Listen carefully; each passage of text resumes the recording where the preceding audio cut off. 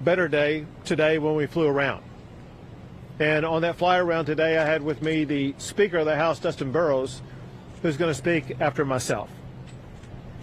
I want to provide you with some information, some of which is just now updated. First, the numbers that I have is that there are 94 fatalities. 94 fatalities associated with this flooding event in this area. Separate from that, in other flooding events in other parts of the state of Texas, there's another 15 fatalities for a total of 109. To put this into perspective, just in the Kerr and Kendall counties alone, there are far more fatalities than there were in Hurricane Harvey. That's how catastrophic this is. I also have some updated numbers on those who are missing. First, from Camp Mystic. My information is those who are missing is down to now 5 campers and 1 counselor. 5 campers and 1 counselor missing. In addition to that, there is another child not associated with the camp who is missing. So for Kerr County, that would be a total of 7 who are missing. In other parts of the state, there are 12 who are missing. I have a new number, however. So one thing we've been reaching out to the public about is to get better information about those who were not registered at a camp, those who were not registered at a hotel, those who may have been down here who no one really had any accounting of. And through law enforcement agencies working together, they provided me this number.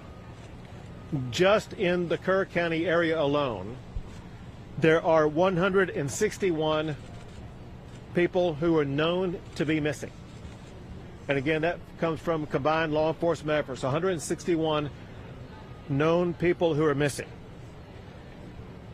Know this, we will not stop until every missing person is accounted for. Know this also, there very likely could be more added to that list. One way that we were able to expand the list of those who are missing is because family members, friends, neighbors, etc. begin calling in and reporting them as missing. What I want to do is once again provide a reminder to anybody watching this that if you have a friend, a family member, somebody that you think may be missing because of this storm, we need you to call the number that I'm about to give you. It is 830-258-1111. That's 830-258-1111. If you want to go to a website address, you can go to kerrvillemissing@dps.texas.gov. I'm going to repeat it twice more. That's Kerrville, spelled Kerrville, no space, then the word missing, MISSING. So Kerrville Missing at dps.texas.gov. So either call that phone number, go to that website, and provide the name and the best identification you can and the last known location of anybody that you think is missing. Know this also. If you make a prank call or provide false information, that's a crime. Do not provide false information because you're hindering our ability to undertake this investigation, hindering our ability to actually rescue and find those who truly are missing. So you better be correct when you're calling in and let us know that there is somebody who is missing. Importantly, we know that so many families are going through grief that's beyond anyone's comprehension right now, beyond any of us being able to walk up to them and give them the magic words that will make them suddenly feel healed. We know that they need grief counselors. We have 5 organizations that together are providing dozens of grief counselors for all of the affected family members around here. It's so important at times like this for family members to access that grief counseling. so they can have their mental and emotional health needs addressed in what may be the most challenging time of their lives. Something else that's a help as we begin the process of helping places like the Hunt store, the local community, Hunt, Texas, be able to rebuild. One thing that is speeding that recovery was the immediate granting of the major master declaration that was granted by President Trump. It immediately opened not only access to more funding, but also access to more resources to be able to more quickly and more effectively respond to this storm. That includes debris removal, which has already begun. It includes assistance for individuals who are eligible to apply, and the director of Texas Division of Emergency Management will explain more about that in a second. But there are two categories of people or entities that there is money available to assist. One are individuals affected by the storm. Another are public entities like the town of Hunt, like the town of Kerrville, like the county of Kerr, etc. They may have needs with regard to roads or utilities, whatever the case may be. Now the assistance is available for them to more effectively and more quickly address that. With regard to roads, anybody who's driven around here knows that there are some roads that need repairs. The Texas Department of Public Safety is working 24/7 to make sure they're going to be getting these roads repaired and passable as quickly as possible. Going back to President Trump, he and I spoke again this morning, and he could not stop talking about how sad he was for all the little girls who've lost their life. He recounted his own understanding of what happened with what was really a tsunami wave of wall of water that swept too many of them away. And he cares a lot about those young ladies. And he wants to step up and make sure that any need that we have here in Texas is going to be met very quickly.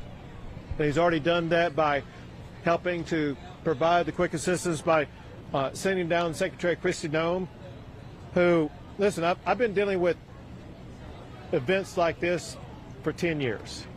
Never have I seen someone respond as quickly and as effectively as what Secretary Noem did. Also, while coming over here, I received this text from Secretary Kennedy.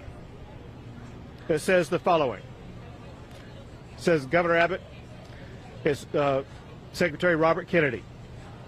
It says, we are set to declare a public health emergency for the Texas Hill Country flash floods.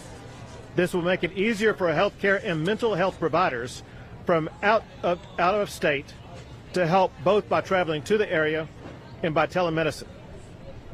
Please let us know where we can be most helpful, which I will let him know. But I just wanted you to know about that new update.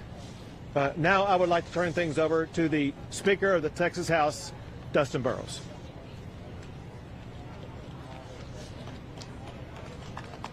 Thank you, Governor. First, to the members of the community and all those who've been impacted, the survivors, those who've lost loved ones, I know there's not any adequate words any of us can express to share our care and concern. But I want to promise you, every person in this state, every tip of it, we have held you in our thoughts, in our prayers, and we will continue to do so as you go through this. And you take care of what I know all Texans can endure. I had the opportunity to fly with Governor Abbott today over the damaged area. It is hard to comprehend the amount of water that came through in such a short period of time. It is unimaginable what the victims and survivors went through as they were faced with that, and we heard the stories about that. And looking at the debris and looking at the problems and all of the damage that's been done, I know there's a long road to recovery. But through that, we saw some silver linings. We saw Texas flags being flown proudly because we know people of this state are resilient. We saw people from all over the state coming together and working and volunteering and trying to begin helping rebuild and continuing with the search and recovery efforts. I have had members of the Texas House from all over the state looking for ways to help. You have a great local representative with West Verdell, but I promise you, every Texan, all 150 members of the Texas House have been looking for ways to help, whether it's helping to raise money or wanting to do things. They are committed to it. I want to thank Governor Abbott for saying that we will address these issues in a special session in 2 weeks. And I want to assure you, the Texas House will be organized, we will be ready, and we stand willing and able to listen to the community and experts and do all that we can to help address it from this perspective.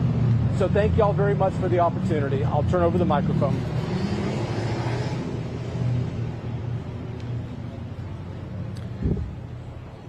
This is the kind of event that the Speaker of the House would have come to in an ordinary situation. When you consider the fact that we're going to start a special session 2 Mondays from now, a special session that will have at the top of its agenda helping communities like in Kerr County, Kendall County, as well as in Central Texas and the Big Country, all areas affected by the floods of the past week. Those issues are going to be on the agenda for the state to address from top to bottom. We want to make sure that when we end that session, we end it making sure these communities are better, more resilient, and have the resources that they need for the next chapter of their lives. Now we have the director of the Texas Department of Public Safety, Freeman Martin.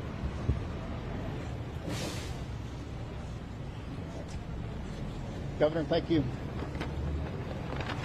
The governor said it. We have 109 fatalities and 161 missing. Every asset and resource that the Department of Public Safety has is being used on this response. We have 258 people just from DPS assigned here in Kerrville.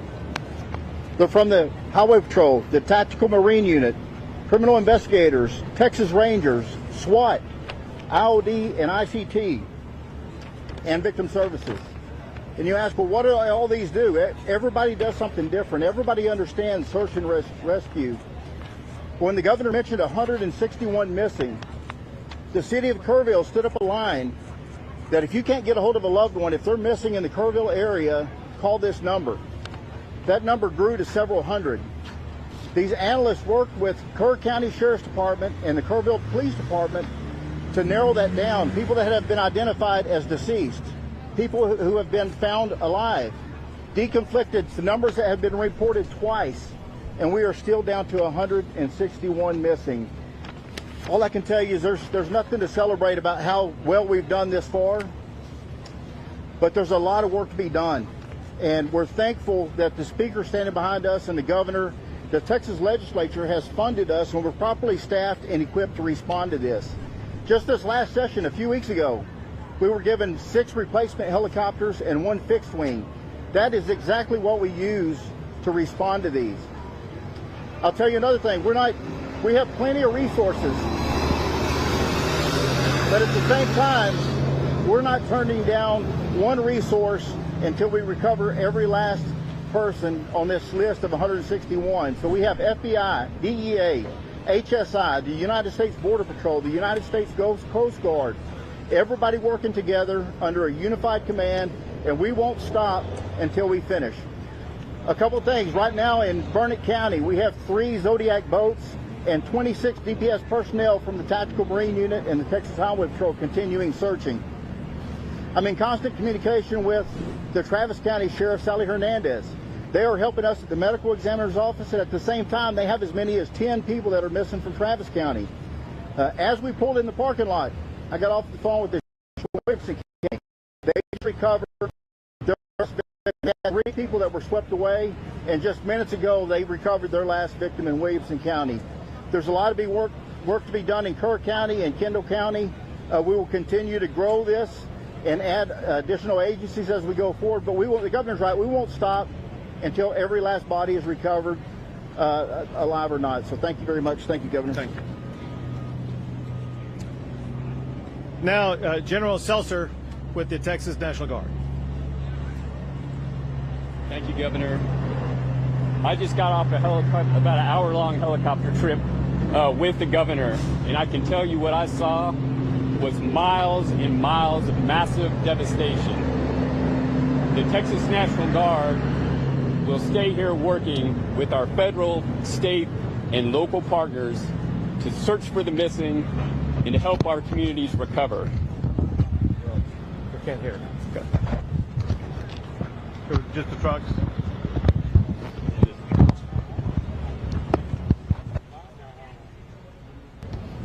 We will continue using assets such as search crews on the ground, high-profile military vehicles, Black Hawk helicopters with rescue hoists, and heavy Chinook helicopters in order to conduct search and rescue, evacuation, and to insert critical safety teams into austere areas to help life-saving.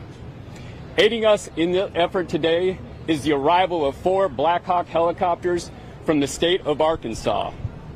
That grows our agency count to 13 helicopters in support of this effort. Additionally, overhead, for the last 3 days, we have had MQ-9 Reaper remotely piloted aircraft conducting search and rescue operations.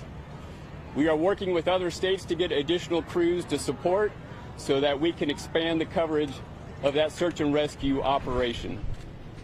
And lastly, we have shelter management crews that are working within the community to help those in need. I would like to close by saying something that the governor has said many times before. He's said it many times today, but I'll emphasize it.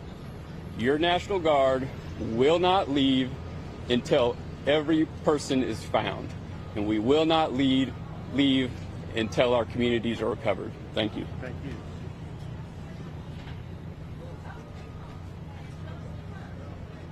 General Seltzer rightfully mentioned and thanks the state of Arkansas for helping out with those Black Hawks as well as other resources.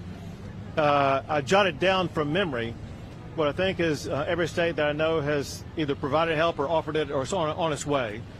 I say that I'm hoping I'm not leaving anybody out.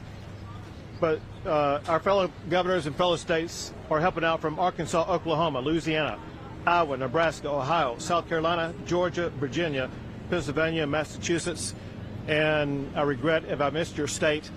I'll try to come back to it here in a second. But next is Chief Nim Kidd with the Texas Division of Emergency Management. Thank you, Governor. I want to start by thanking all of you for standing out here in this heat and experiencing a little bit of what the volunteers and first responders are dealing with around the clock as we continue our search. We have 4 priorities. They are the continuation of the search. They are debris cleanup and removal. They are supporting individual assistance programs and public assistance programs. I'm going to dive into some of the details of those. We continue our search operations not just here in Kerr County, but in the other 5 counties where we have people that are reported missing.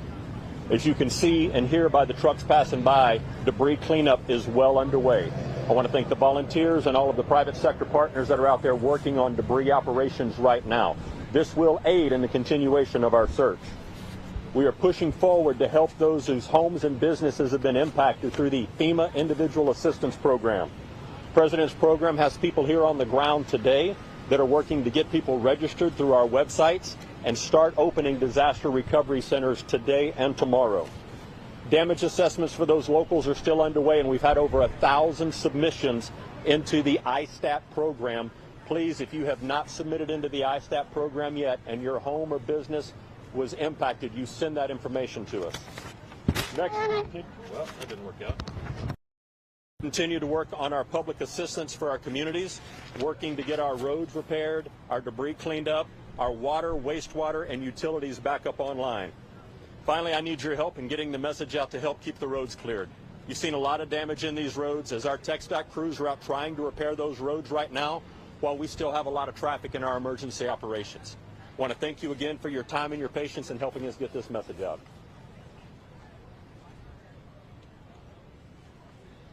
Thank you, Chief. Yesterday, I met with families at Camp Mystic. I made a commitment to them. Day before, I met with residents of Kerrville. Today, I met with residents of Hunt. I made a promise to all of them. Texas will not stop until we finish the job. We will not stop until we identify, recover every single body. We'll not stop until every road is rebuilt, every inch of debris is removed. We'll not stop because we are a state that cares about our people, cares about our communities, and we'll be with them every step of the way. We'll take a few questions. Governor Abbott.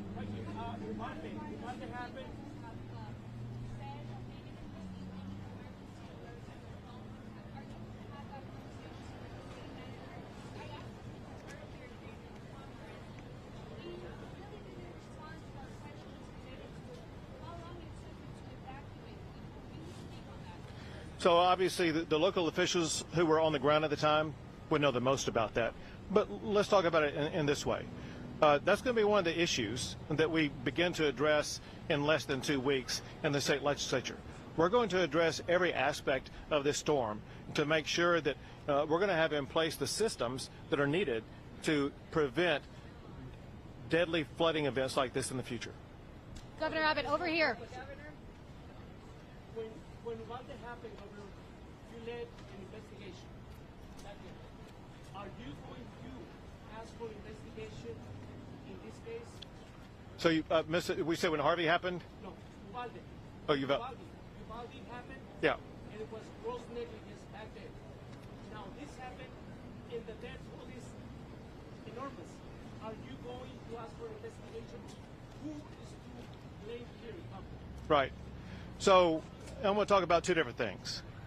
The first part of your question, and that is an investigation. We know a special session's coming in about 10 days. That's where, I would say where it begins. Candidly, those investigations will begin by both the House and Senate before we go into session. So probably beginning later this week or the early part of next week, those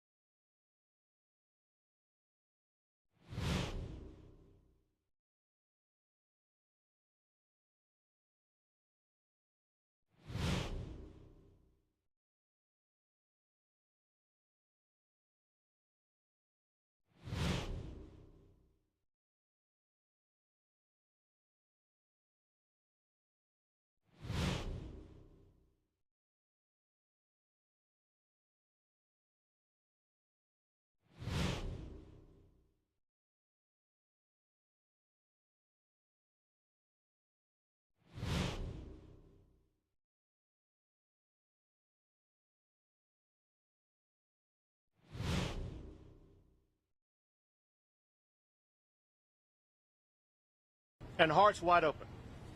That's the Texas I know, and that's the America that I believe in.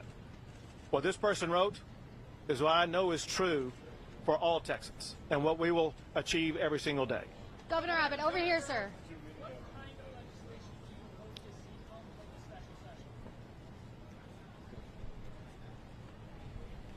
You know, part of the legislative process is policy is not made in a vacuum. We have ideas. I've served on 2 investigatory committees out of the House before I was Speaker, both Uvalde and Panhandle wildfires.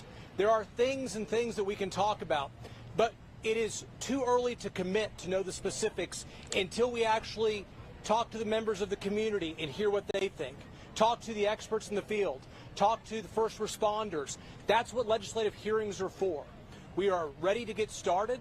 The legislators I talk to, the members of the House, and I know the Senate, are very interested in finding solutions to not accept that we can't do better. But we will have those hearings. We will synthesize what we get, and we will come up with legislation that I believe will make it to the governor's desk and make us a stronger, better, more resilient Texas. Governor Abbott, over here, sir.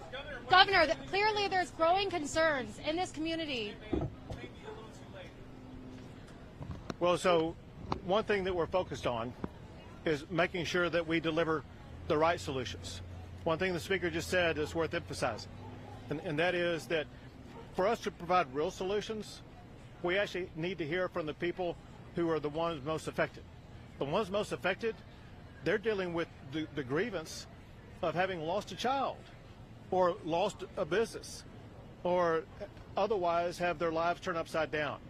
They don't have the capability right now of providing that information. We'll talk to local leaders, importantly, not just here, but across the state. And we want to make sure that we address what happened here, but at the same time, we want to make sure that we are able to implement measures that are going to be able to prevent loss in other regions going forward.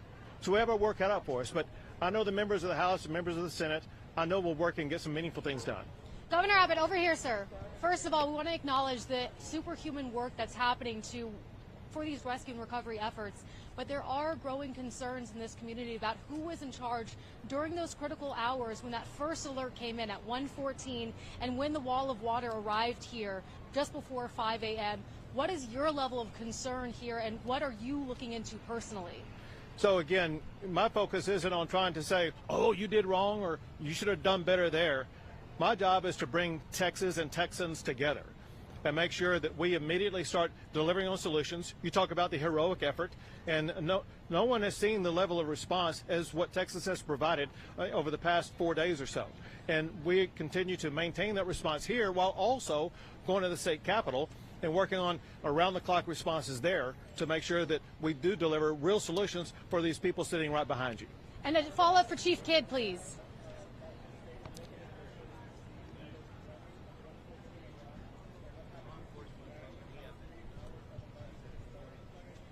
Sure. So what your question is about what local officials knew, you'd have to ask them.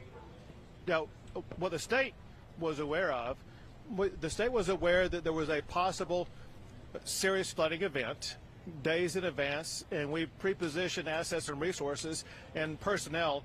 And remember, the flood began on Friday morning. We originally positioned those assets, resources, and personnel on Wednesday. Then when greater clarity was discerned on Thursday, we moved them closer, added, and made sure that we had adequate supply going into Friday. So we were ready with the resources on the ground to be able to quickly respond. Some people say, well, we responded so fast. One reason we did respond fast is because we had assets here already. That said, we didn't know the magnitude of the storm. We knew that there was a flash flood warning.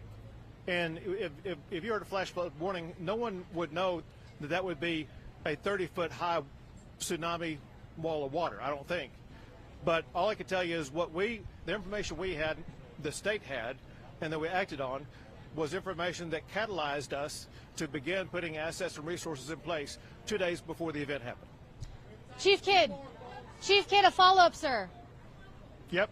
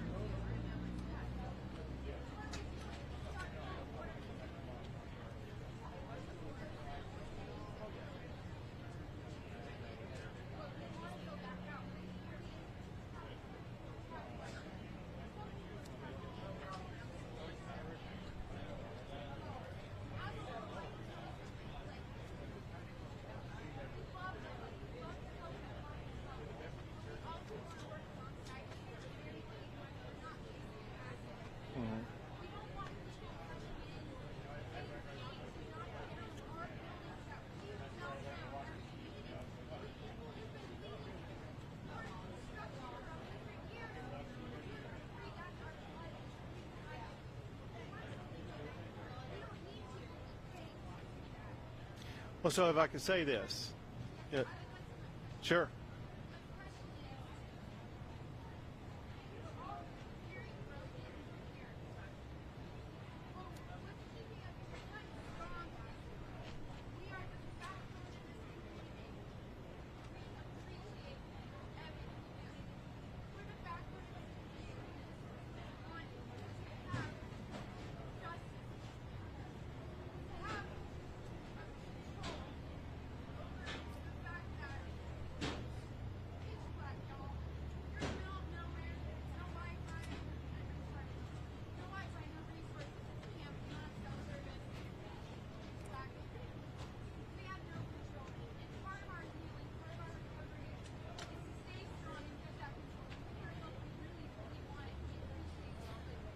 Well, yep. Well, I'm gonna connect you with someone. Yeah.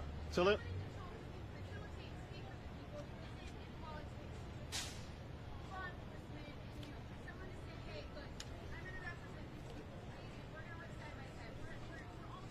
Right. And I got the person for you. I'm going to give you her name, her number, let you connect with her. But let me say this. You know, people talk about how strong Texas is. People talk about how strong Texas is because of people like you. People who don't wait around for orders and instructions. Yeah, so like not just you, but like you. We saw the exact same response in Hurricane Harvey. People didn't wait for a boss to tell them what to do. There was no time clock to check in or check out. They said they're getting out their own canoe, their own kayak, and they're going to start helping neighbors before the sun rose up until after the sunset.